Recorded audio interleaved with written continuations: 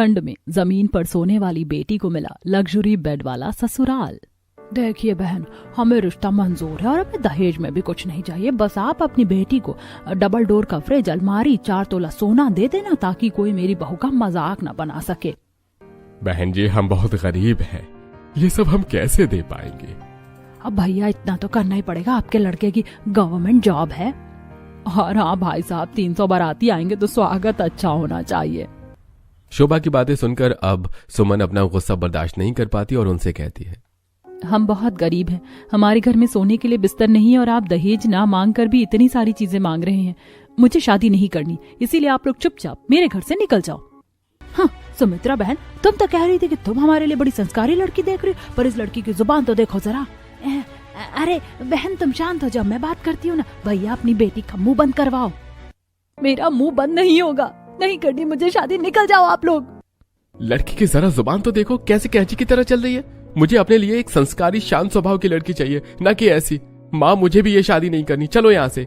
इतना बोलकर लड़के वाले वहां से उठकर चले जाते हैं। सुमित्रा उन्हें काफी रोकने की कोशिश करती है पर वो नहीं रोकती और सुमित्रा अपने भैया भाभी से कहती है, भैया भाभी आप लोग इतने गरीब हैं कि अपनी बेटी की शादी तक नहीं कर सकते। अरे जिसके घर में बिस्तर नहीं है इस ठंड में सोने के लिए, वो क्या ही बेटी की शादी करेगा। पर फिर भी मैंने अपने रिस्क पर तुम्हारी बेटी के लिए इतने अच्छे घर से रिश्ता देखा और तुम्हारी बेटी ने क्या किया, अपनी इस कड़वी जुबान से रिश्ते को ही तोड़ डाला। अब सारी उम्र अपनी तीनों बेटियों के साथ गुजारना। तुम्हारी बेटी तुम्हारे बुढ़ापे का सहारा नहीं, बोझ बनेगी। रिश्ता टूटने की वजह से सुमित्रा को बहुत गुस्सा आता है और वो अपने भैया भाभी से सारे रिश्ते तोड़कर वहां से चली जाती है। देखते ही देखते शाम हो जाती है और खाट पर सो रही उमा को खांसी होने लगती है और गुड़िया अपनी दादी को पानी देती है। ये लो दादी, पानी पी लो। दादी क्या आज मैं आपके पास सो जाऊं? नीचे जमीन पर मुझे बहुत ठंड लगती है। ठंड मुझे भी लगती है, हमेशा क्या तू ही सोएगी? आज दादी के साथ मैं सोऊंगी। दादी आज आपके पास मैं सोऊंगी। तुम दोनों दादी को क्यों परेशान करती हो? एक ही खाट है, इसमें एक ही इंसान सो सकता है। तुम्हारी वजह से दादी सही से सो नहीं पाती और उनकी तबीयत खराब हो जाती है। माँ नीचे बिस्तर लगा रही है ना, चलो नीचे सो जाओ। माँ तो बिस्तर ही लगाएगी ना, पर तुझे क्या है? तुझे तो बोझ बन के रहना है माँ बाप के ऊपर। क्या जरूरत थी तुझे रिश्ता तोड़ने की? देख रही है हमारे पास सिर्फ 2 ही बिस्तर हैं और वो भी इतने पतले चादर हैं कि जमीन पर सोने में बच्चों को ठंड लगती है। पर तुझे क्यों अपनी बहन की चिंता होगी? तू तो चाहती ही नहीं कि तेरा घर बसे और तेरे जाने के बाद हमारी थोड़ी सी जिम्मेदारी कम हो सके। पर माँ, वो लोग लालची थे। तुम और पापा ठंड में इतनी जल्दी कहाँ से दहेज का इंतजाम करते? उन्होंने जो सामान मांगे वो बहुत महंगे थे। अरे तो कौन होती है फैसला करने वाली? हम तेरी शादी कर रहे थे, ये हमारी जिम्मेदारी थी कि हम पैसों का इंतजाम कहां से करते। अगर उन्होंने दहेज मांग लिया होता तो क्या करते हम? और सामान कोई इतनी भी बड़ी बात नहीं है। हर माँ बाप अपने बच्चों को सामान देते हैं। मैं भी तुझे वो सारा सामान देता जो तेरे ससुराल वालों ने डिमांड करी थी, चाहे उसके लिए मुझे घर ही क्यों ना बेचना पड़ता। जिस माँ बाप के लिए सुमन ने रिश्ता तोड़ा था वही माँ बाप सुमन को भला बुरा सुनाते हैं, जो सुमन से बर्दाश्त नहीं होता और सुमन अपना बिस्तर अलग से लगाकर परी के साथ सो जाती है। अब आधी रात को सुमन की आंख खुलती है तो वो देखती है कि उसकी छोटी बहन गुड़िया ठंड से कांप रही है और बार बार वॉशरूम के लिए उठ रही है। गुड़िया, तुझे नींद नहीं आ रही क्या? बार बार वॉशरूम क्यों जा रही है? दीदी क्या करूँ, बहुत ठंड लग रही है, जमीन बहुत ठंडी है ना, नींद नहीं आ रही है और ना ही गर्माहट मिल रही है, बस बार बार 1 नंबर आ रही है। इतना बोलकर तुम्हें भागते हुए बाहर जाती है। अपनी बहन को ठंड में ऐसे परेशान होता देखकर सुमन को काफी बुरा लगता है, जिसके बाद वो अपनी चुन्नी अपनी बहन परी को उड़ा देती है और जब सुबह होती है तो वो अपनी गुल्लक से कुछ पैसे निकालती है। अभी तो सिर्फ नवंबर आया है, बीतते समय के साथ ठंड और ज्यादा बढ़ जाएगी और रजाई फट चुकी है। मेरे पास 1000 रुपए रखे, जाकर एक छोटी सी रजाई ले लेती हूँ। पापा का थोड़ा बोझ हल्का हो जाएगा और कहीं काम भी देख लूंगी। पैसे लेकर सुमन बाहर मार्केट में जाती है और एक रजाई वाले के पास एक रजाई लेने लगती है। वहीं दिवाकर नाम का लड़का अपनी दादी के साथ आता है। क्या दादी जी, हमारे घर में सबके पास लग्जरी बेड है, बस आपको ही तख्त पसंद है। उसके लिए आपके हाथों से बनाया हुआ गद्दा चाहिए। मैं आपके लिए किसी ब्रांडेड कंपनी से गद्दा ला लेता हूँ, यहाँ आने की क्या जरूरत है? तू चुप कर, पैसे आ गए हैं इसलिए सब कुछ तुम्हें लग्जरी चाहिए, पर मैं जमीन से जुड़ी हूँ। तुम्हारे उस लग्जरी बेड पर मुझे नींद नहीं आती, शरीर में और दर्द उठ जाता है। मुझे तो हाथ का बना हुआ ही गद्दा पसंद है। भैया, हाथ का बना हुआ ही गद्दा बना दो, भले ही वो 3000 में बने या 5000 में बने। भैया, मेरे पास सिर्फ 1000 रुपए हैं, 500 रुपए में आपको कुछ दिन में आकर दे जाऊंगी। आप ये रजाई दे दो। अरे 3 से 4 दिन में आपका गद्दा बन जाएगा। और बेटी तो माफ करना, 500 रुपए बहुत कम है। 1200-1300 रुपए की तो रजाई बन जाती है। 100-200 हम भी तो कमाएंगे। अरे भैया, कैसे 500 के लिए बेचारी लड़की को परेशान कर रहा हो? दिवाकर, तू 500 रुपए दे दे बेटा, तुम ये रजाई ले जाओ। अम्मा, आप कितनी अच्छी हो, मुझे जानती भी नहीं हो, फिर भी मुझे 500 रुपए दे दिए। आप मुझे अपना पता दे दीजिए या नंबर, जैसे ही मेरे पास पैसे होंगे मैं आपको आपके पैसे दे दूंगी। कोई बात नहीं, इन सब की जरूरत नहीं है। ऐसे कैसे जरूरत नहीं है? मैं ऐसे ही आपसे पैसे नहीं ले सकती, प्लीज अम्मा। अरे बेटा, तुम तो बड़ी ही खुददार किस्म की लगती हो। बेटा तू इसे अपना नंबर दे दो और जब तुम्हारे पास पैसे हो तब हमें दे देना। अच्छा भैया, हम चलते हैं, 3 दिन बाद वापस आएंगे अपना गद्दा लेने। दिवाकर अपना फोन नंबर देकर अपनी दादी के साथ गाड़ी में बैठकर घर के लिए निकल जाता है। तो वहीं सुमन भी रजाई लेकर घर जाती है, जिसे देखकर घर वाले काफी खुश होते हैं। अरे ये रजाई तो काफी अच्छी है, पर सुमन तेरे पास पैसे कहाँ से आए? दादी, आप भूल गई, फैक्ट्री में मैं काम करती थी। वो तो माँ पापा चाहते थे कि मैं शादी कर लूं और काम छोड़ दूं, पर रिश्ता भी बुआ ने ऐसा देखा जो हमसे दहेज मांग रहा था। मैं सोच रही हूँ मैं दोबारा से काम शुरू कर लूं। हाँ, दोबारा से काम कर ले बेटा, तो हमारा है नहीं। शादी करके तू जा नहीं रही, कम से कम कमा के तो हमें देगी। रिश्ता टूटने की वजह से शांति और सुरेश अपनी बेटी से इतने ज्यादा नाराज थे कि उसे हर वक्त ताने देते हैं। इसी तरह कुछ दिन बीत जाते हैं और सुमन फिर से फैक्ट्री में काम करने लगती है। और जब भी रात होती तो एक रजाई होने की वजह से सुमन और परी को काफी परेशानी होती है। दीदी, माँ पापा के पास पुरानी रजाई है, दादी भी नई रजाई में गुड़िया के साथ सो जाती हैं। ठंड में हम दोनों ही परेशान होते हैं। एक और रजाई ले लो ना, इस कंबल में ठंड नहीं जाती। हाँ परी, बस कुछ दिन की और बात है, फिर मुझे फैक्ट्री से पैसे मिलेंगे तो मैं हमारे लिए एक रजाई ले लूंगी, पर उससे पहले मुझे किसी को पैसे देने हैं। समय गुजरता है और बहुत जल्द सुमन को फैक्ट्री में पैसे मिलते हैं और वो सबसे पहले दिवाकर को फोन करती है और बाहर उससे मिलकर उसे उसके 500 रुपए दे देती है, जिसे देखकर दिवाकर को काफी अच्छा लगता है और वो घर जाकर सारी बात अपनी दादी को बताता है। कितनी ईमानदार है लड़की, मैंने कभी सोचा नहीं था कि इतनी ईमानदार लड़की भी अभी के जमाने में होगी। मुझे तो ऐसी ही बहू चाहिए थी। दादी, आपको ऐसी बहू चाहिए थी, मुझे तो ऐसी बीवी चाहिए। जो शादी के नाम से भागता था वो बीवी की बात कर रहा है। लगता है उसकी ईमानदारी सिर्फ मुझे ही नहीं, मेरे पोते को भी पसंद आ गई है। अब तो तेरी शादी की बात करनी ही पड़ेगी। सुमन के अच्छा बर्ताव, ईमानदारी न सिर्फ अर्चना को पसंद आती है बल्कि दिवाकर भी उसे पसंद करने लगता है। और इस बारे में जब अर्चना अपने घर वालों से बात करती है तो सभी इस रिश्ते के लिए हाँ कर देते हैं। माँ जी, जब आपको और मेरे बेटे को लड़की पसंद है तो हमें क्या एतराज हो सकता है? और क्या फर्क पड़ता है लड़की अमीर घर से है या गरीब घर से? हमें बहू लानी है, ना कि बेटी देनी है। फाइनली अब दिवाकर भैया की भी शादी होगी। आपको पता है ना, मेरे सभी दोस्त हर वक्त मुझसे यही पूछते थे कि तेरे भाई की शादी कब होगी। अब तो मेरी नई भाभी आने वाली है, मैं तो बहुत खुश हूँ। जल्दी से रिश्ता लेकर चलते हैं। सुमन दिवाकर और उसके घर वालों को इतनी पसंद आती है कि वो लोग सुमन का पता लगवा कर सीधा रिश्ता लेकर उनके घर जाते हैं, जिसे देखकर उसके गरीब माँ बाप काफी हैरान होते हैं। मुझे यकीन नहीं हो रहा आप लोग हम गरीबों के घर आए मेरी बेटी का रिश्ता लेकर। हाँ बहन जी, क्यों नहीं, आपकी बेटी है ही इतनी अच्छी। अरे इसे तो कोई भी अपने घर की बहू बना लेगा। और आप शादी की फिक्र मत कीजिए, सारा खर्चा हमारी तरफ से होगा। इतने अच्छे घर का रिश्ता देखकर सुरेश और शांति की सारी नाराजगी खत्म हो जाती है और वो अपनी बेटी का रिश्ता तय कर देते हैं। समय बीतता है और बहुत जल्द सुमन की शादी दिवाकर से हो जाती है। और जब वो शादी करके अपने ससुराल जाती है तो अपना आलीशान घर देखकर काफी हैरान होती है। मैं तो पहली बार ऐसा घर देख रही हूँ। मैं इस घर में कैसे रह पाऊंगी? भाभी, आपका हमारे घर में स्वागत है। काश की आरती भाभी भी होती। आपको पता है, आपकी एक जेठानी भी है, पर वो अभी देश से बाहर है। भैया भाभी का खुद का बिजनेस है, वो बाहर जाते हैं, पर वो आपको जानती हैं। कुछ दिनों में जब वो आएंगी तब देखना इस घर में रौनक आ जाएगी। अपनी बड़ी भाभी के बारे में बाद में बता देना अपनी भाभी को। अब तुम्हारी भाभी इसी घर में रहेगी। ठंड बहुत ज्यादा हो गई है तो बेटा तुम भी आराम कर लो। कुछ देर सुमन अपने पति के साथ कमरे में जाती है और जब वो कमरे में जाती है तो अपना लग्जरी बेड देखकर हैरान हो जाती है। तो वहीं दिवाकर बेड पर लगे एक बटन को दबाता है, जिससे उनका बेड और भी ज्यादा बड़ा हो जाता है। ये जादू कैसे हुआ? आपने बेड को छुआ और ये बड़ा हो गया। मैंने आज से पहले गोल बेड, इतना लग्जरी बेड कभी नहीं देखा। और ये क्या, बेड में तो बहुत सारी मशीन है और भी चीज रखी है। ये बेड ही है या कुछ और?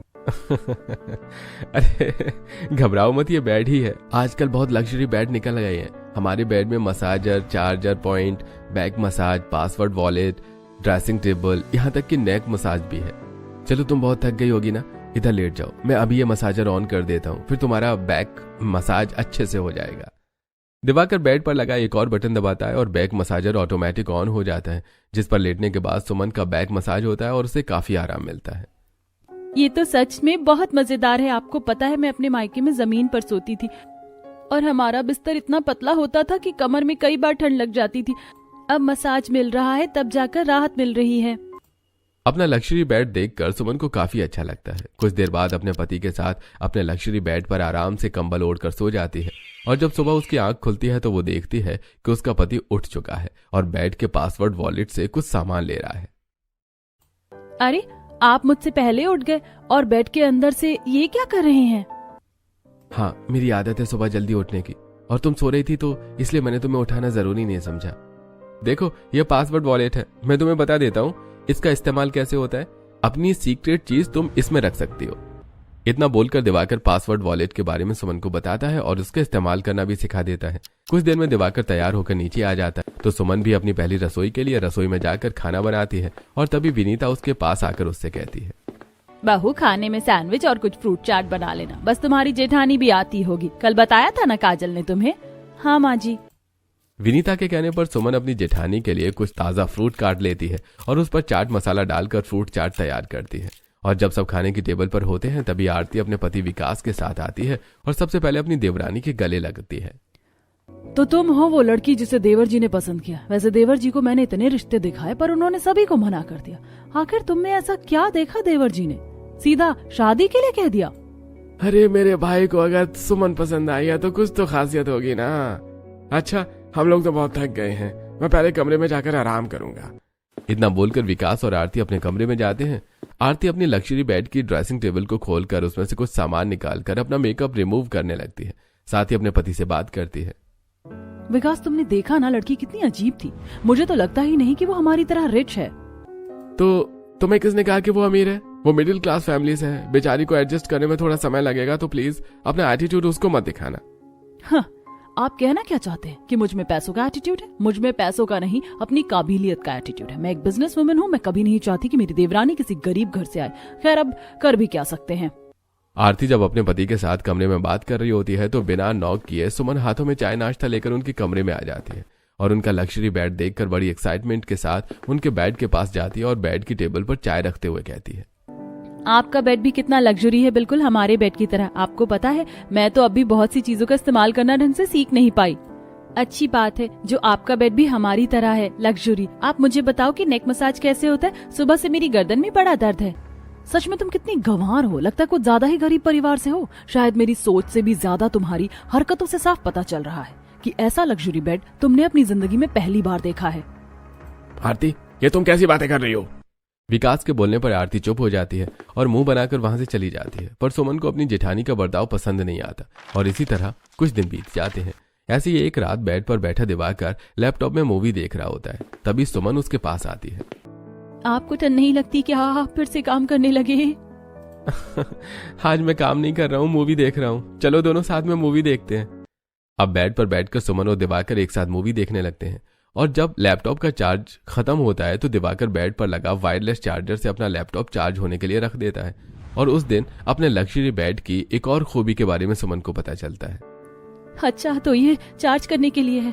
आपको पता है मेरे फोन का चार्जर नहीं मिल रहा था तो मैं कितनी परेशान हो गई थी। वो तो काजल ने अपना चार्जर मुझे दिया। अगर मुझे पता होता कि हमारे बेड में वायरलेस चार्जर है तो मैं अपना फोन भी इसी से चार्ज कर लेती।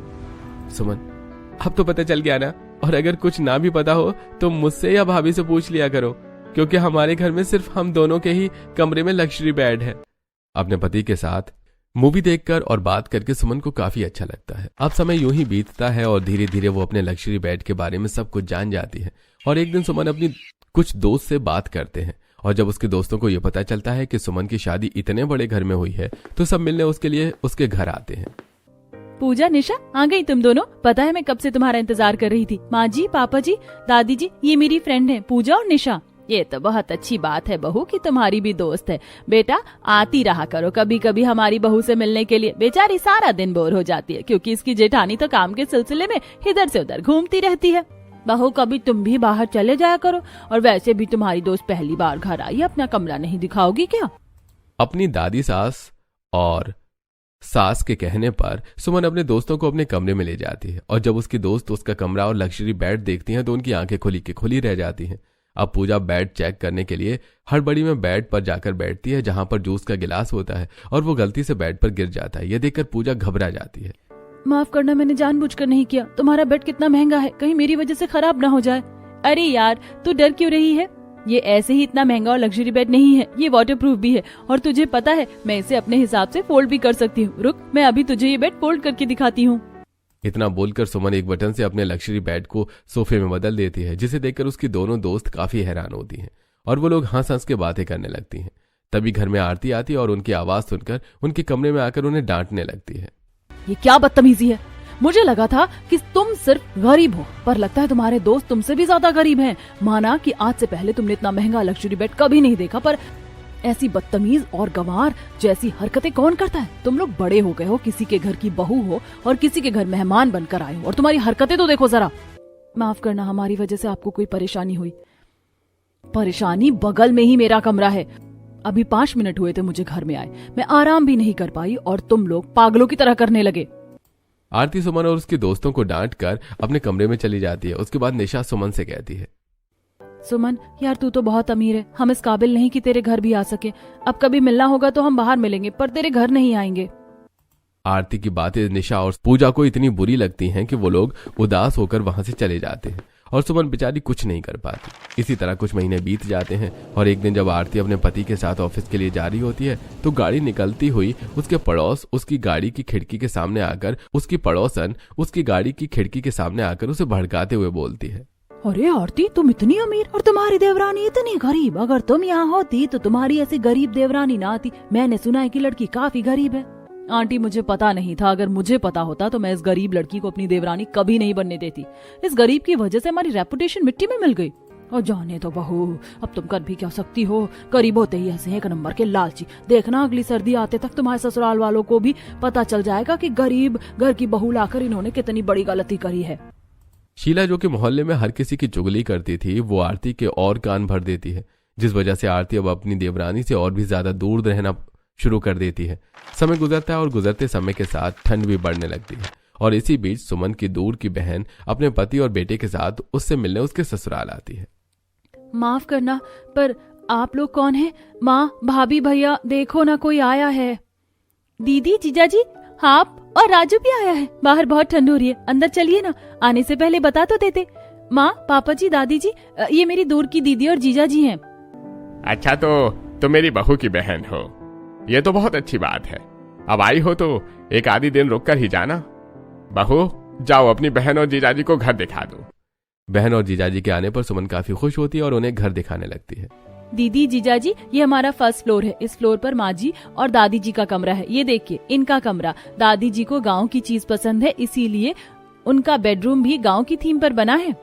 सुमन, ऐसा मत बोलो। भले ही गांव की थीम पर बना है, पर तेरी दादी में सब कुछ कितने अच्छे से बना रखा है।